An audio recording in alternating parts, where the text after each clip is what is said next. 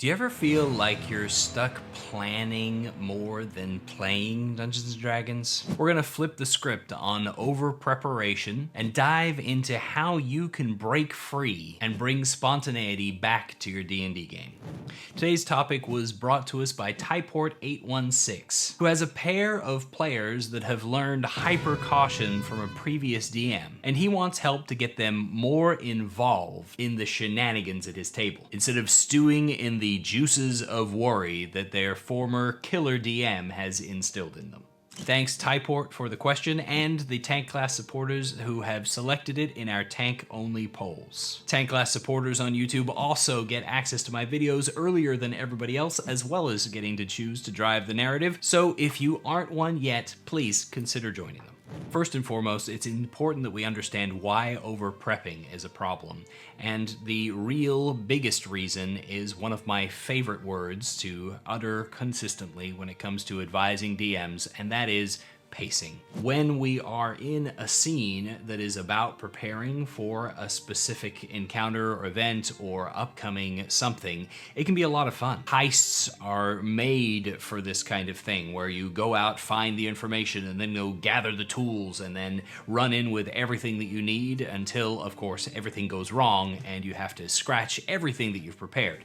But from a tabletop standpoint and the time played at the session, preparation scenes where you're working on training and shopping and preparing spells and making decisions are some of the lowest paced and lowest energy scenes that we have available to us. That doesn't mean that we don't want those scenes or that they don't have use, but it does mean that when we sit in them for a particularly long period of time, our pace just slowly drags out and draws off and falls down into nothing, and it feels like we've been at this for a while and nothing has really been happening.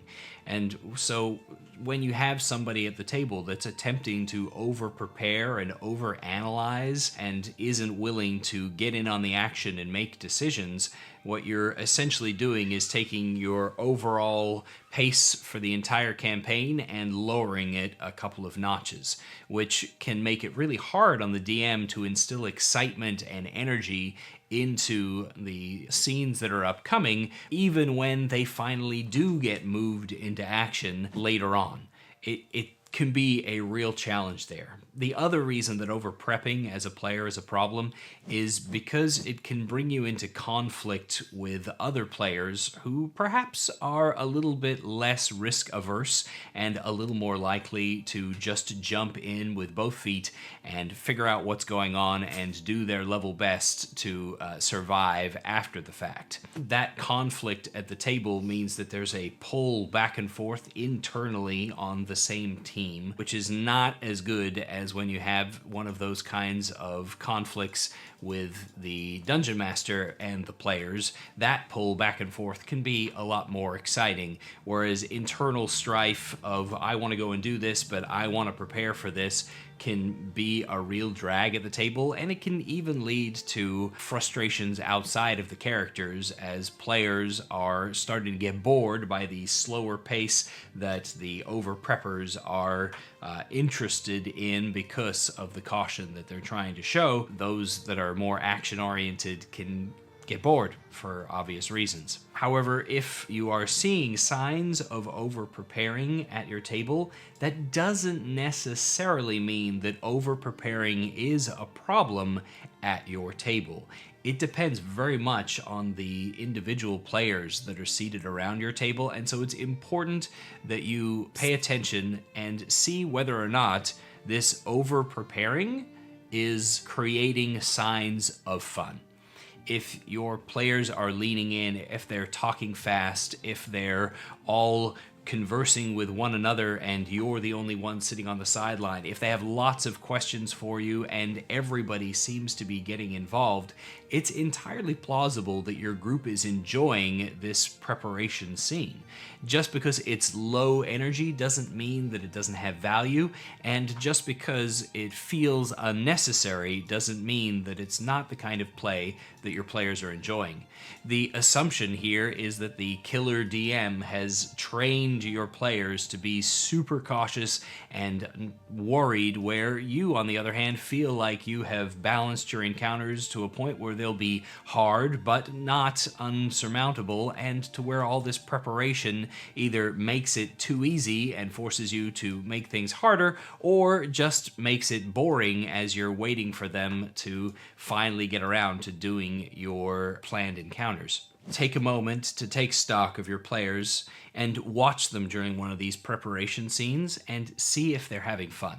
Because if everybody at your table is having fun, then perhaps you need to find ways to lean into that circumstance instead of finding ways to push them out of that circumstance.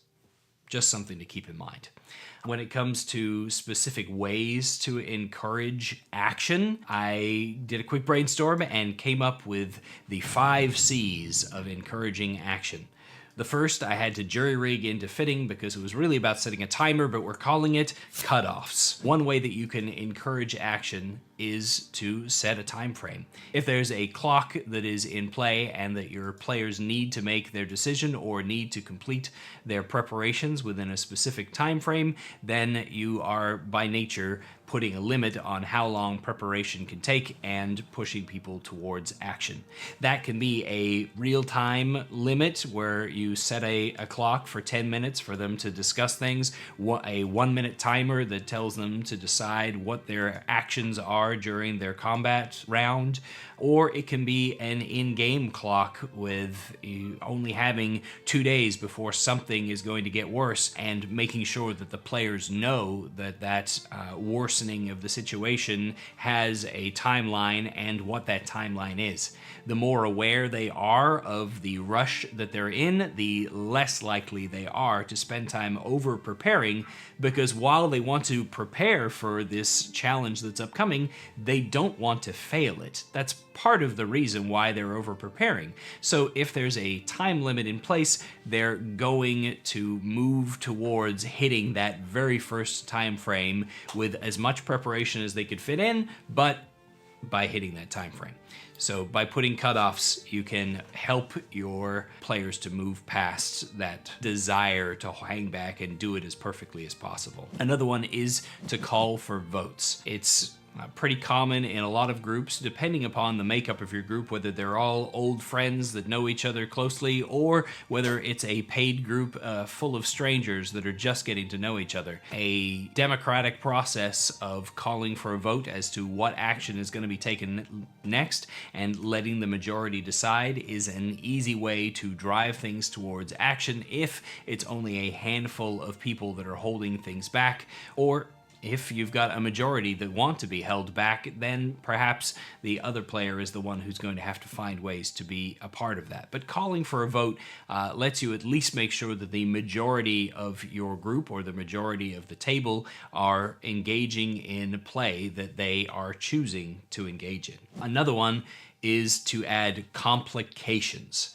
And complications are a great tool to change the pacing of your game at any point, and also a great way to encourage people towards action. If you consider things to be in a natural state of entropy and just assume that they're going to get worse over time, that things are always going to be changing and usually going to be worsening, complications can be a great way to drive action with more and more tension.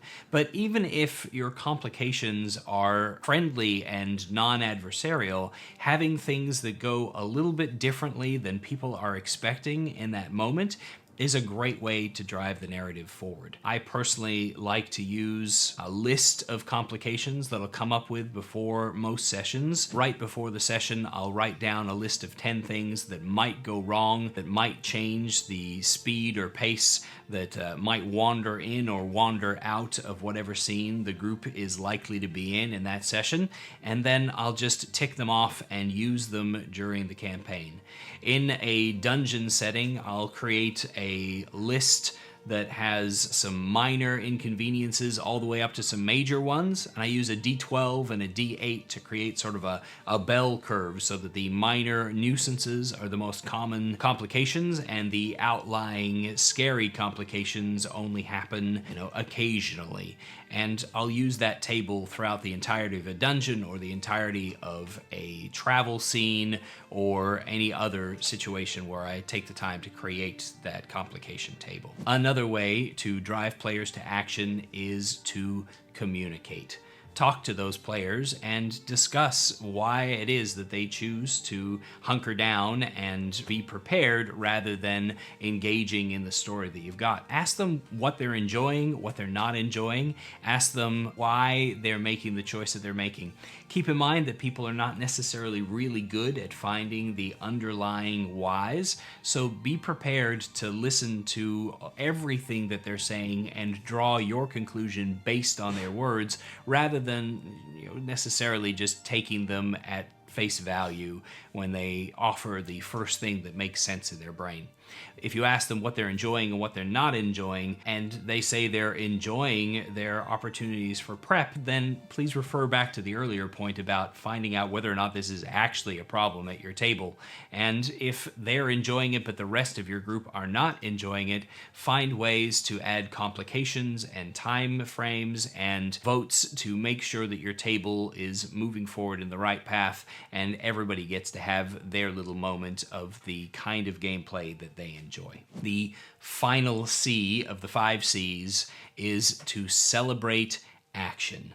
If you want to encourage your players to act, then when they do, you need to be excited about it. You need to lean in, you need to play it up, and you need to give them the feedback that says this was the choice that everybody wanted you to make at the table. Let them feel excited about that because you're excited about it. And typically speaking, people get into a pretty awesome feedback loop with those sorts of things. I don't really want to compare them to puppies, though I have puppies in the house right at the moment, but celebrating the first time that the puppy goes wee is an important thing, and celebrating when your players are doing the thing that you want them to do is an important thing. You can celebrate them just by being excited about their ideas and leaning in. You can also celebrate them by rewarding them with experience points if you're using the XP system or choosing to act in the fashion that they did. Feel free to give them an ad hoc award that encourages what they did and your understanding of the why that they did it. Speaking of celebrating action, I promise to perform a patented happy dance around my house if you sign up as a tank class supporter to support the channel. The small cadre of amazing folks who drive forward what it is that I'm going to talk about by participating in the polls and get access to my content sooner than everybody else are an amazing boon to me that I am super grateful for, and I'd be excited if you joined them. Similarly, and in fact, if 3 of you who are watching this video sign up to become tank class supporters, I promise to record the silly happy dance and post it in the members only video section. Until then, I hope this has been helpful to you, Typort, and good luck with your players. Thanks for watching, everybody, and happy adventuring.